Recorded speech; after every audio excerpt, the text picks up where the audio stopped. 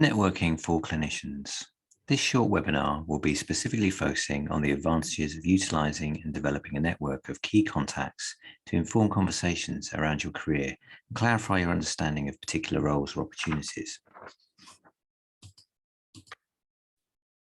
In particular, we will cover the following three areas. The career benefits. In what ways could developing and maintaining your networks benefit your career? Assumptions and etiquette. Are your assumptions of networking influencing your perception of its utility and how to maintain healthy, mutually beneficial networking relationships? And thirdly, networking the right way. What to consider in terms of your career goal, the value of your current network, and how to develop new networks effectively. So what are the benefits to networking? Networking with other health clinicians can help you determine your career goals and set you up for lifelong success. It can help you assess where you are, where you're going, and where you want to be. And it can introduce you to new friends that can become colleagues or research partners. In particular, practical understanding. Effective networking can be imperative to inform your career planning.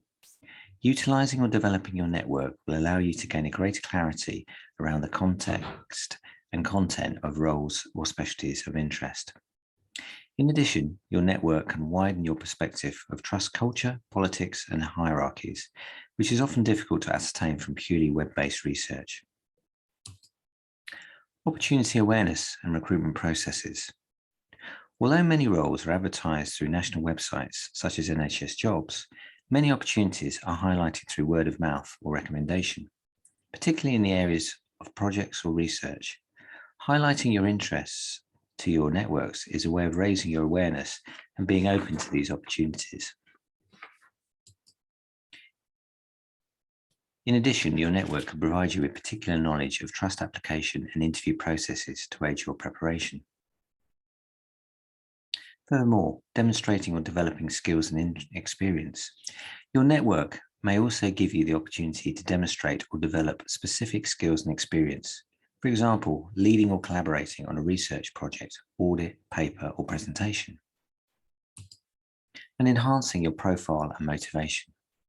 Being an active, supportive, and flexible member of networks can also raise your profile in organizations of interest. For example, colleagues in your network who know your skill set, strengths, interests, and motivations can make introductions or promote you to key individuals. So we have seen that there are many positives to cultivating your networks. However, it is also important to reflect on whether there are any limiting assumptions or negative behavior traits that could be influencing your feelings about the viability of networking up to now. There can be a negative, uncomfortable perception amongst some doctors and other health professionals that the term or concept of networking can equate with an inauthentic, competitive, or even selfish set of values, more in alignment with elements of the private sector than those that shape the NHS and its team-focused ethos. You may also have developed limiting assumptions from previous experience that people you interact with won't help you. However, it is worth considering that in its purest form, networking is simply about making and building lasting, mutually beneficial relationships with other people, with who you have a shared interest to gain or share something of value. For example, information and advice. You've probably done this informally many times already, simply by talking to colleagues about their work, asking questions of speakers at conference events, or developing research, teaching, or audit working groups. The occupational psychologist Adam Grant has reflected on the different types of networking relationships through the concept of giving, taking, and matching. A useful TED Talk link is attached.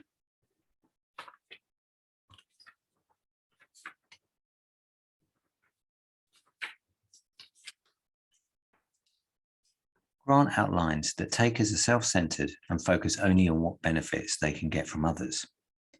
Givers are driven by the desire to help others and create success for the group. Somewhere in between givers and takers, matchers strive for equal, fair exchanges with others. How do you feel when you are being generous to others? Is the exchange of advice natural and honest and fair? Consider the makeup of your current network. Would it benefit from more givers or matchers? So how can you best show authenticity and courtesy in building your professional networks? A couple of points to consider. When you communicate with someone, ask yourself 3 questions. What do you have to learn from them? How can you help them or otherwise express warmth? And can you find ways of letting your true personality show? This could be as simple as appreciating or acknowledging some work, report, presentation, blog you identified with and have a parallel interest, experience, or skills in to build rapport. Frame your opinions as suggestions using tentative language. For example, I wonder if it could work to do it this way. Give people the space to disagree with you. And in addition, be generous with what you give to your network.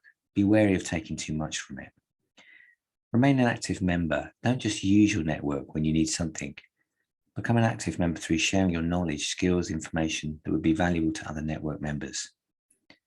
Maintaining your network is essential if you intend on asking further questions in the future and can be a gateway for meeting more personal contacts.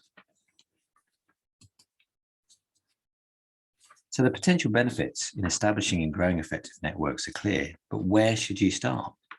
Firstly, consider in detail what you want from a network. What are your objectives for making the connection? What do you need to understand to assist in decision making?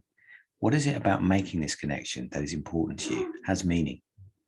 Do you want to understand more about a particular role or trust, or is the advice more specific, such as application preparation? What questions flow for this goal? What could you give back? Next, we look at undertaking a network audit. The next stage is thinking widely about your current networks in more detail.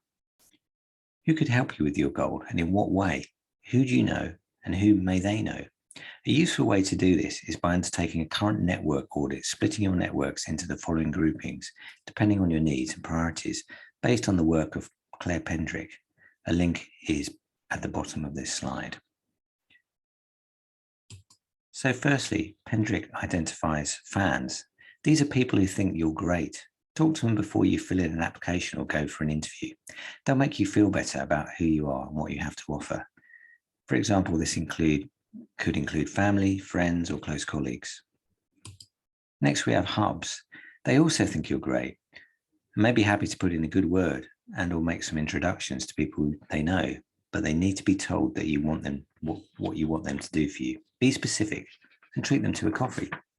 Examples here could be your educational supervisors or consultants that you have a good relationship with. And finally, we have promoters. These are rare and valuable beings. We all need a couple of promoters in our lives. These fans will be singing your praises without being prompted. Be sure to keep them up to date on what you're looking for or a new career direction. Examples of promoters could be mentors or colleagues you've particularly bonded with.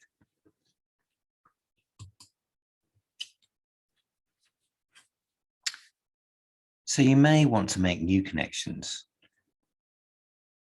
It's also worth considering other ways of developing your network, especially in specialties or trusts you're curious about or have an interest in, but have limited experience or network contacts in.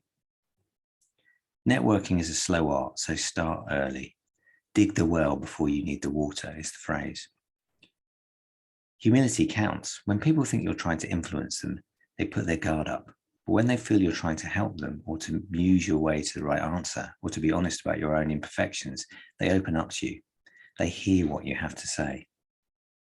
If you're struggling to arrange a specialty taster or want to gain perspective on a trust in which you have no contact or experience, consider using alumni. Who is working in your area of interest? Think about university alumni network on LinkedIn and Facebook and search alumni who may be working in the specialty or trust you're interested in. This may feel less daunting as you already have a small connection. Some universities have alumni community pages which identify by profession and how they are willing to help, for example, information or mentoring. Send them a brief introductory message or email.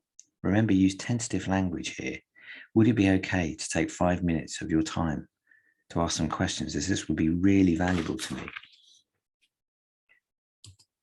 Attending conferences or events linked to your Royal College or specialty society can be another good way of developing your network. If you feel nervous about approaching colleagues at these events, look for larger groups to join where you can listen and contribute. You may also want to follow interesting speakers on Twitter and connect on LinkedIn.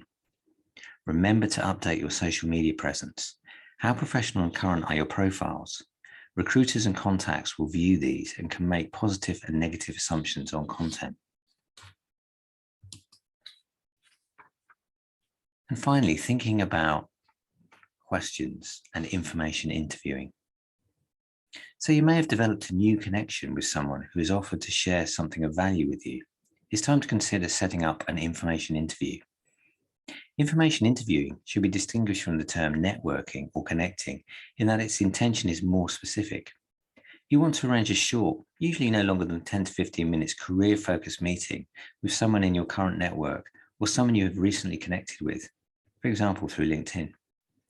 The objective of the meeting will be to gain a deeper understanding of a project, role, department, trust, or specialty that you're interested in. An information interview can also demonstrate your initiative and commitment, motivation towards a particular project, role, trust, or specialty. Firstly, consider you're responsible for managing your reputation. Come prepared and be informed. Are you asking questions whose answer is freely available online? Some questions for consideration may be, talk me through your normal day or weekly schedule. Are there any particular types of experience or courses that would be advantageous to gain to strengthen my specialty application? How can I make my application stand out? What type of professional and personal skills have you found most beneficial in working for this trust? Or what do you wish you had known before applying for this particular training program? Finally, don't just show up, follow up. As mentioned, always write a short courtesy email thanking them for their time and keep them updated of new positions, experience you have acquired.